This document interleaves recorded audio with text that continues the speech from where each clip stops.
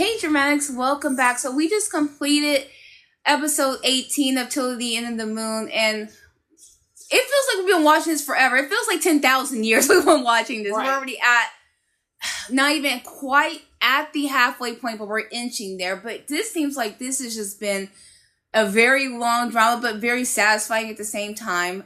So with episode 18, we finally got a wrap up to the dream sequence, or the enlightened life, or the bored life, depends on which version you watch. Sungju had created from the crystals of the bodies of her enemies, or the bones of her enemies she crushed. She has created the world alluring jade that we, of course, had seen Yishua or Lisa Su pick up, and who she was trading. And of course, it comes into a clear picture that it was Sungju that she was bartering with and exchanging Tentai Jin's eyes for one of her own. So now we're at that point, but of course with her doing like such a pretty much like evil task, the heavens are pretty much like unleashing this lightning punishment that's supposed to take her out. But Ming Yi being, the self-righteous and like, I'm going to love you until you absolve me of every wrong I've done. I'm going to take this lightning punishment for you. And she's like, you can't do that. I can't forgive you for everything that you've done.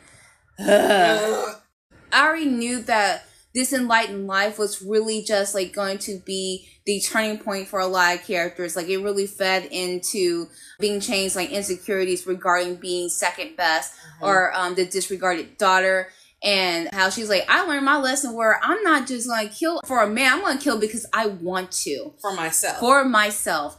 And that she's up there hoarding extra love threads. Like the demon god, discombobulated mask head, had talked to her, kind of putting all these seeds of doubt in her head, to where it's just like, are you sure that your husband loves you?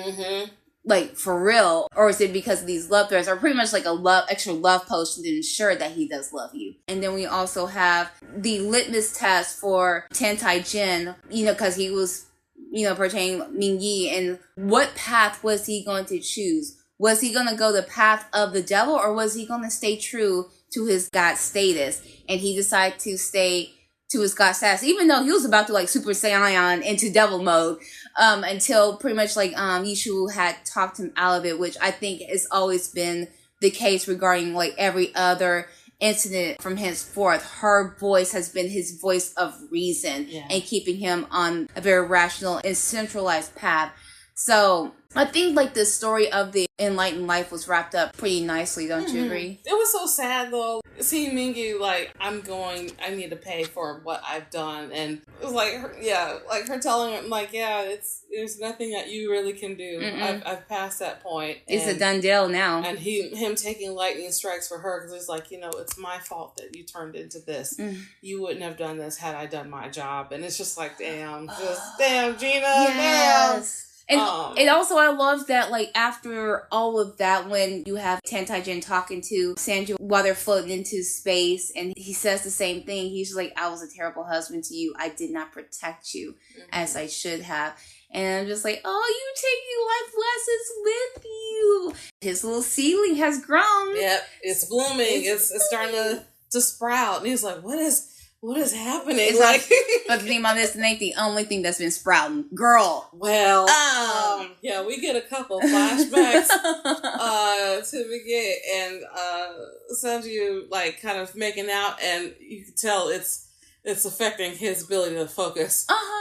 Because it's funny how days after Yishu and Sholin and Evil Sis, let's call it what it is, you already know it's going to happen, gets evacuated out. They are still by the bank of the river for days. He hasn't seen them for days, and he's still all in his feelings. Everyone else is like, when are we moving from the spot? We've been here for a while, and Tentai Jin is up there like grasping his chest like, I feel all kinds of funny, and I keep getting these flashbacks about that enlightened life. He's like, was that more Sanju or was that Yishu? He's trying to consolidate those two feelings, and of course now he has like a whole sprout of feelings where he's just like, I don't know what to do with this. It's so foreign to me. What is this? What is this feeling in my chest? It's like, am I okay? It's like, I don't even know. And it's even more complicated knowing that Shiwu is acting. It's Lee Susu, so it's not really like Shiwu specifically. It's like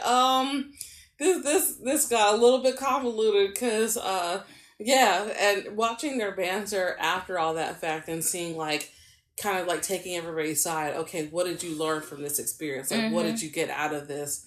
And I don't know, like his whole demeanor afterward is just he's more playful with her, even though he's still not completely trusting her and why she came back to him. And she's like, well, I swam and all this other stuff. And she's cuddling up to him. He's like, I don't know what's going on.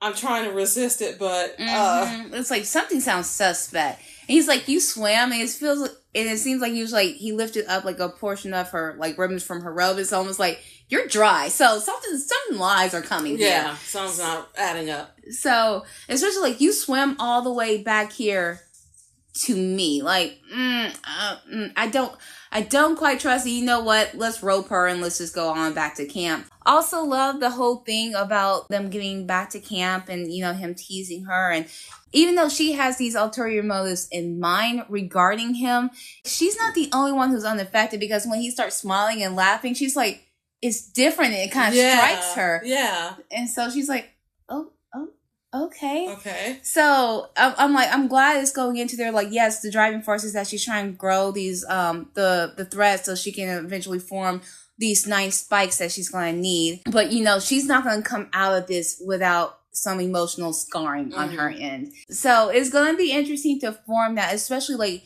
how he eventually like expresses his love. Because I was like, I think he's going to be the one who starts saying like the actual I love you first to her. And considering she's on a time limit, like she's like, I gotta work on this fast. Yeah, because that eye is flashing. Yeah, the eye is flashing, and she's like, I only have the 300 days, and it's gonna take some time for him to build up that trust for me enough that those love, things will come out for him. Right. So, I don't know, like, it was kind of nice to get a little bit of levity from the last couple episodes and, moving away from, the lake demon and stuff. And it's like, okay, let's try to reestablish, the banter and the wittiness. And don't I look so cute? Aren't I adorable? And you could tell he's already like, damn, it's working. Right. Like, I don't want to fall for it. I don't know what her game plan is, but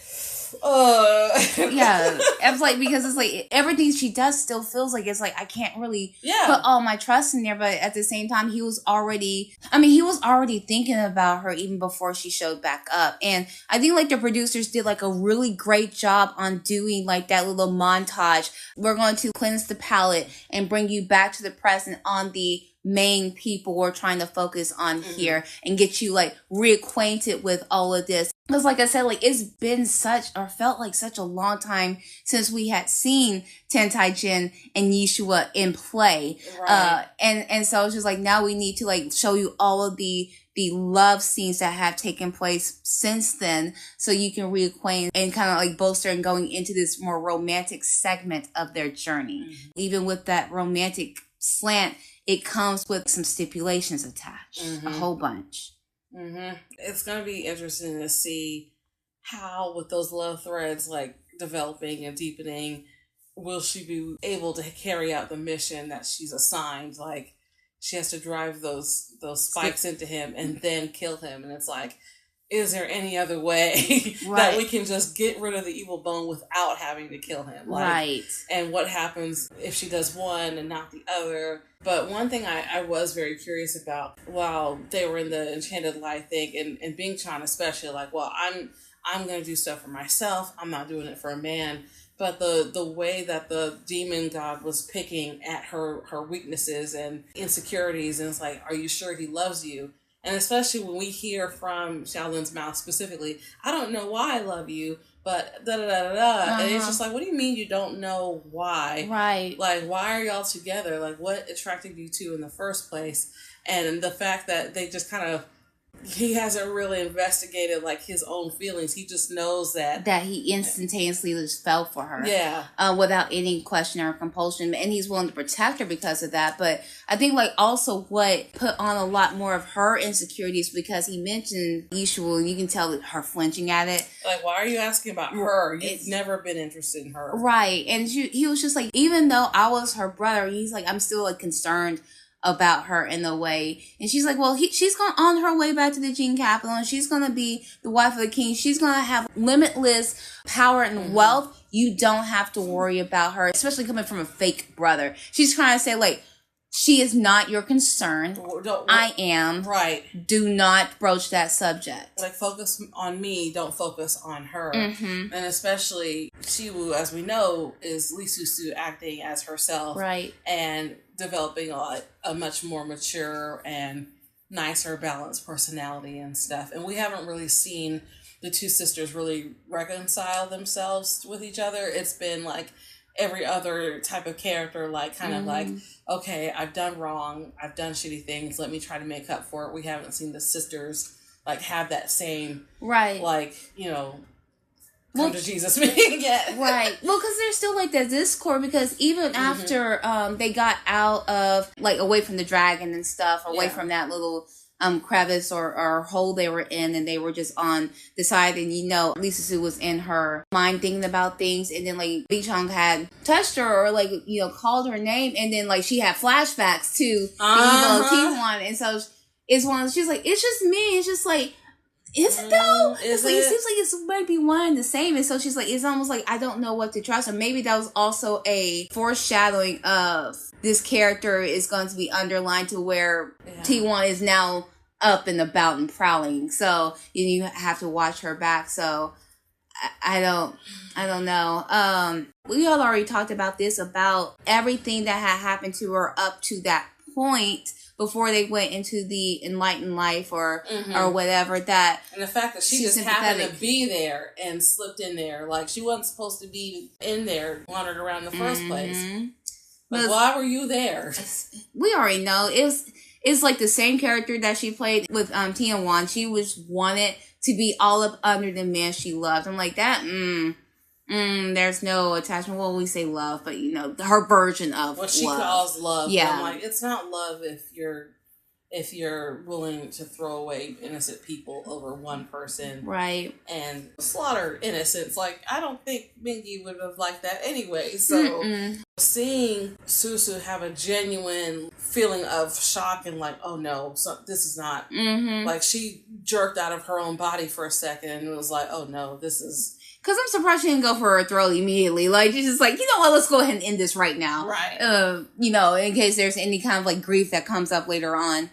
Also, with the new turn of her being all flirtatious with Tan Tai Jin now he's regulated or asking her that she has to be now like one of the maids, the housemaids. And just like, what kind of kink is this?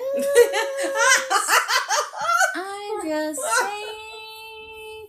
But, you know, coming from Lisa Sue, of course, she has never had any kind of like romantic entanglement. So this is also foreign territory to her. She's flirting, but I'm sure she's never flirted with anybody she's known on the mountainside where she used to live or at the set. Yeah. So it's like also going to be an interesting experience to see her trying to, you know, get into that seduction game. Yeah. So, I mean, she already has like some cues and stuff like that, like, you know, batting her eyes and stuff like that. But some of it's just like, oh, that doesn't work on him. It's working, but it doesn't work on him. And it's so funny because she's just naturally cute just being herself. And I think that's part of what makes him a little bit attractive, even though he knows he shouldn't. He's just like, you know what, let's see how this rides out. I don't know what she's doing, but I'm willing to entertain it for a while until we figure out what's going on. And then I was kind of surprised that Mingling had survived. I was like, what are you doing here? And we find out what happened, you know, one of his minions, like the main one, the priestess or whatever. I was just like, I thought you were dead. Like, wasn't the fire and the rats enough? Like, why are you back here? I mean, the thing about this is like, he didn't stay until the full end. He just saw him being like, chomped on rats, but the fire hadn't caught him yet. So, like, he didn't see that until the absolute end. And even at the end of that, I was asking, like, okay, but where is the sorceress? Like, she has to appear somewhere. Yeah. And so since she can, like, you know, disappear and stuff like that at will, she can probably do the same for him and get him out of that. Yeah. And so he's up here, like, you know how most villains, apparently, if they have to go lick their wounds, is somewhere in a cave, deep down in the cave. And so he's trying to get, I guess, information about how Tentai Jin is able to wield these powers. And he's like, well, why can't I yield that? Because I'm like, because you're not him, and you're not the devil fetus. To be able to wield these powers. That's the only reason why he's doing that, because the devil god, of course, is going to take back what is his, you know, eventually his vessel that he's just pretty much got on reserve right now through Tentai Jin. Also, there was talks between Lee Susu and Tentai Jin regarding what they also had learned in the Enlightened Life. He was just like, yeah, Mingi was stupid. He gave the potential to become the devil god or to devilize because he loved a woman. He's just like, that won't be me. He's like, I want to become the replacement devil god. And she's just like, oh no.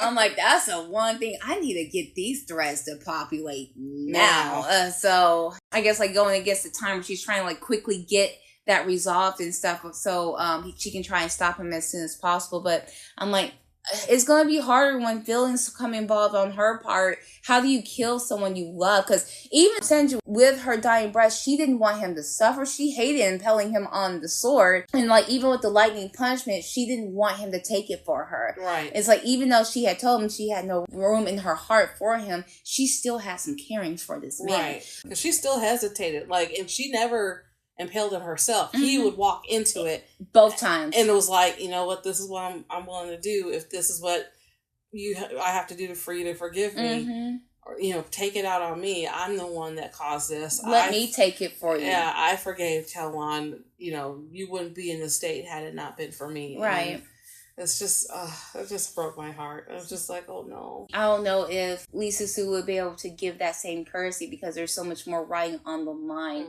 It will just depend on what all things develop later on, and it's going to be a tough road. I know, like the 20 episodes are rough. They are. So, like, they're fulfilling, but they're going to be rough towards the end. I know that for sure. So, I guess, do you have any predictions for episode 19? I'm ready to see this relationship deepen and Tentai Jin really struggling, and I can't wait till he gets to a point where he's a simp for her and is trying to like get her affection. Like, I'm ready for that flip to happen where he's like, okay, just let me just do what I need to do. Let me try to seduce her. I'm interested to see what's going to happen with Shaolin and Bing Chang, and those questions start to filter about, does he love me, and feed into that insecurity and fear. And for some reason, and I don't know if this is going to happen, but with Ming Ling like being so all up on, well, why does Tentai Jin? I see those parallels, and I'm like, I would not be surprised if somehow they are like together. They encounter each other in some capacity. Something happens, and they decide to like band together to take the Jin Kingdom back down and stuff. I don't know, but I was like, there's a lot of Marsha. Like, yeah, I mean, that's pretty much all it is between both parties, and it's just like for Bing Chang, I get it, I understand, like her pain and her early development and resentment towards Yishu. I get it, because considering how the original Yishu was, like, she was the epitome of evil, evil devil in a dress. But how can you turn down years of resentment towards somebody, especially since like they don't really engage that much even when Lee Susu took over Yishua's body. Yeah. So it's like she doesn't know about her heel turn very much because they don't interact. So right, and most of the time she's been out of the picture, you know, because she moved in, you know, with Shaolin and stuff. So she's not around all the interactions and stuff happening, and they haven't really had their moment to reconcile or at least come to terms with the past pain and bullying and mistreatment. Because I'm like, she kicked this woman into a freezing, like, that's, Mm-hmm. oh my God. Right. How can you reconcile that? And this is ancient times, ancient fantasy times on top of that. You're not going to talk about their pain or go to therapy. No, we're going to let it fester and then let it kick you in the butt later on. Like those blossoms. Yeah. And especially because I know, like, a lot of them were for past things that Chaewon did, but I'm like, are there skeletons in her closet that she's not telling us about for Bing Chong? Like, having to stuff all that hatred and resentment and... Right. Like, assuming that the nightmare blooms was also from her past life as T1, but was it that, or was the whole nightmare blooms also just built off of the horror that, Yushu had built in her? Right. And that she just had that's all her trauma on the surface. So I'm like, there's no outlet to get all that out. She just kind of has to swallow it down and be the perfect daughter. Mm-hmm. But there's going to be a tipping point where, like, all of that is going to manifest and it's going to be ugly. And it already started. It's already starting when it's starting to fester really bad. Like the festering wound is starting to ooze. And it's like, because I'm like, I know in the 20s, like, something is going to happen where there's going to be a lot more of, like, convoluting from her. You can already see it because I'm like, especially with her also being tapped and talking to the devil god, only something bad is going to happen out of that. So it's not like he went in the dress Cholin at all. He didn't. It was just her. So I don't know. We'll see as we continue on till the end of the moon. So, any final thoughts? That's it. Let's get to 19. 19 it is! And so we will continue watching and we will keep expressing our thoughts.